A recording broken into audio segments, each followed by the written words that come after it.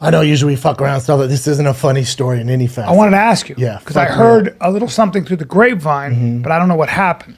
So That's why I called you to see if you were okay. I know. And I was like, I'll tell you on the show. Yeah. Because I don't want to keep repeating this story. So on Thursday night, little date night. Me and wifey, little date night. We were going to meet our friends at Scopa. Yeah. So we're driving to the west side, and we're driving down there. We're off the 101, right by Encino. And my girl goes, "Oh, holy shit, babe, slow down, slow down." I go, "What?" She goes, "There's an accident up there. Look at that 18-wheeler." So the 18-wheeler's like this, like the front. Jackknife. Like that, and then it's like this, so it's cutting off the two nearest lanes. And we're like, what the fuck? So my guy would just go around. So we're going around, and there's a car just mangled, and there's a 7-year-old, a 6 or 7, because I have kids, right? There's like a 6 or 7-year-old on top of the car like this, yelling for help. So I'm like, babe, oh, that's a fucking kid. And she's like, just keep going. I'm like, no, it's a kid. And then he's pointing down. I look in, there's 2 other kids in the car. So I pull up. There's like debris everywhere. I pull up. I get out.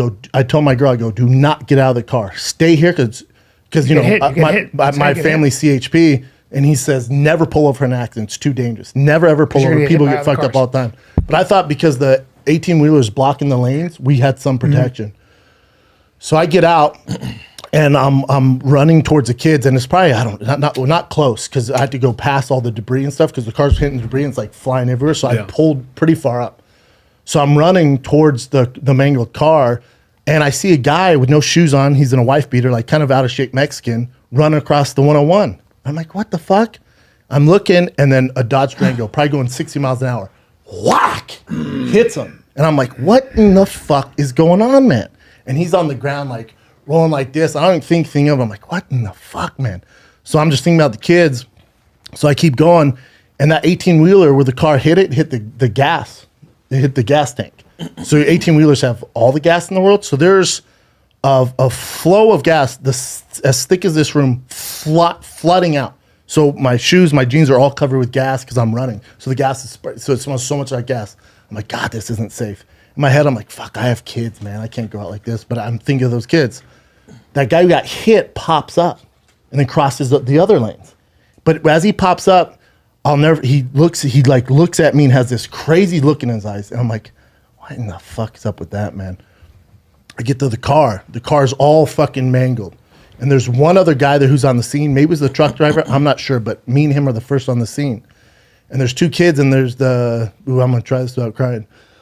There's a bigger kid, and he keeps going, I don't want to die. I don't want to die. And I go, you're not going to die, buddy. You're not going to die. And I tell the guy, I'm like, back up, back up. So I grab the door, and I'm trying to but it's mangled from the crash. So it's like intertwined with the car. So I'm like, back up. I'm trying to pull it down. I can't.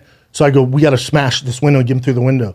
So I break the window. We break some of the window out. It's already broke. I'm not like fucking Captain America. So I'm pulling all the shattered glass. I take the kid through. So the big kid, he's like out of shape, like kid who kept going, I don't want to die. I don't want to die. And his little brother, who's probably 2.5 or 3, I unbuckle him. I get him out of the car, and I look at the other guy, and I go, hey, is there anybody in the car? And he goes, I think there's one other person in the front. So I'm grabbing the kid, and I go, it's all right, bub, it's all right. And then I look, and in the front is a lady who passed away. Brain matter everywhere, blood everywhere. And the kid's going, mama, mama. And I go, Bubba, look at me. Look at me, look at me, look at me. Don't look over there. Because he was so young, it would have completely fucked him up. So I go, look at me, don't look over there, look at me. I look at there, I go, get a blanket, cover his mom. And there's a lady walks up, I don't know where she came from. And I go, take these 2 kids and run that way. Run away from the car. And she goes, well, I think it's better to go that way. I go, don't go that way, because the mom's there. They can't see the mom. Go that way. And so I sprint back to my car. And my girl's like, she's all freaking out, stuff like that. So I get in the car, and we're going, I have blood on my shirt and stuff like that. And so I was a little mad at myself for, putting my girl in that situation. Then I have kids. I'm like, man, what the fuck am I doing? And so I was a little mad. And then, my father-in-law is CHP. I call him and tell him, I'm like, I was the first on the scene, but I didn't stick around because it's so dangerous. And hopefully I don't get in trouble for it. But if you need any witnesses, I saw it all. And he was, okay, we'll keep you posted. They're going to need your report. The little kid that was on the top of the car, what happened? He was fine. He came around. Okay. And I kept telling him, I go, dude, you're a badass. You're such a badass, dude. You're so brave, man. I said, you're so brave, dude. You're such a little badass, man. I'm so proud of you. I know you don't know me, but I'm so proud of you, dude, because you're the reason I stopped and I got your brothers. I said, I'm so fucking proud of you. So the lady took the kids and then, get a call from the LAPD, CHP after that, give them whatever, everything I saw. I said, what the fuck happened, man? And they said that guy that you saw that get hit by the car that morning woke up, told his kids, we're all going to heaven today. And he got on Havenhurst to get on the 101 and went into traffic and decided he was going to kill the whole family and run into 18-wheeler. And so the driver of the 18-wheeler goes, yeah, I saw the car come in, and I veered right. I was like, what the fuck? And I veered right, and he veered right. I veered left, he veered left, and he just ran into me. Well, that fucking idiot, that dad who wanted to kill the whole family, obviously he didn't die. And then the kids didn't die. Just the mom died. Just the mom died. So I was like, all right, we gotta do. I gotta do something. I can't sleep. I can't sleep.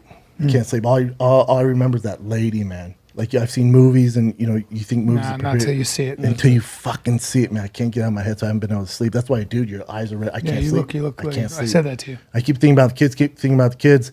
And then a friend of mine sent me their GoFundMe because I was like, we got to do something to help these kids. Like, so this is the mom. So this is what on the GoFundMe. So and this is just for the funeral cost. They're trying to raise $30,000. They have 20,400 right now. So it says, on Thursday, August 12th, my niece, Amy Garcia, who's 26, was killed in a wrong-way driving collision with the big rig on the 101 freeway in Encino. She leaves behind 4 beautiful children, all under the age of 8. She was a loving, caring mother. Unfortunately, she was a victim of domestic violence for many years. And yesterday, the aggressor fulfilled his objective and entered the freeway the wrong direction, intentionally killing my niece. Thank God the children are fine, but very traumatized. We're asking for help for burial expenses. Anything you can do to help us will be greatly appreciated. Rest in peace, my dear Amy. You will be terribly missed. So I reached out to the aunt because I'll help pay for the funeral. I told her I'll help pay for the funeral, but I'm going to help those kids out, man. How do you help the kids out? So I sent her an email, and hopefully she gets back to me on that. I don't know what you do. Like think, and I was talking an education our buddy, fund of some kind. Something. I was But talking to also our buddy counseling. Todd. I was talking to our buddy Todd about it.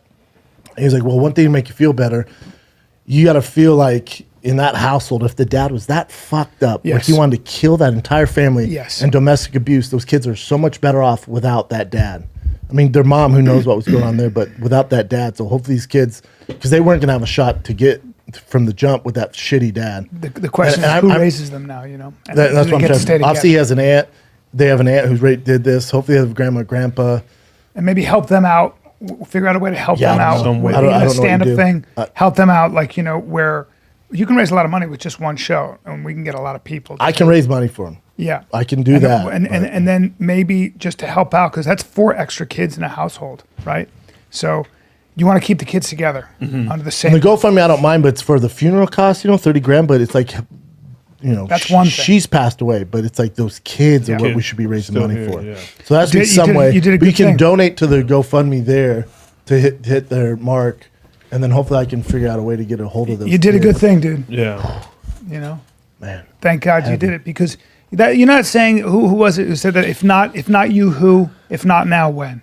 And sometimes that's a very apt thing to ask yourself. And I don't know what happened to those kids. Maybe that gasoline would have got to them. Or Maybe the dad comes back. Or the dad comes back, or whatever. But I wish I would have known that. I wish I would have known that dad was such a piece of shit. I wish I would have known that was going on. Yeah, he'll be dealt with in his own way. That guy's got his own demons, obviously, and he's real piece of shit. Yeah.